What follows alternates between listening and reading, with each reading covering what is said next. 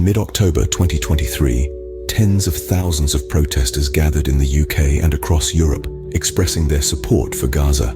Despite warnings from the London Metropolitan Police and the risk of arrests, the protesters remained undeterred. Governments across Europe began to tighten their grip, imposing nationwide bans on protests in support of Palestine, thus raising questions about the sanctity of freedom of expression and assembly. In the midst of this escalating tension, Suella Braverman, the then UK's Home Secretary, stirred the pot further.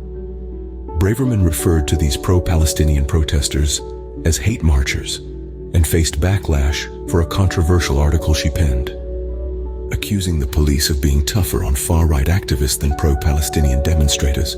Braverman's words sparked a firestorm. The fallout was swift and punishing. Braverman was sacked from her position as the UK's Home Secretary, believed to be a direct consequence of her controversial stance.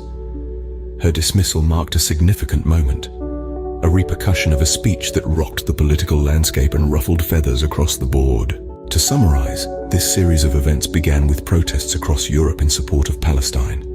The government's response to these protests raised eyebrows as freedom of speech and assembly came under threat.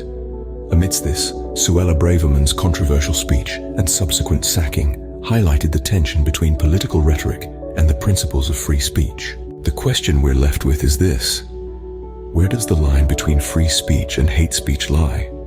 And who gets to decide where it is drawn?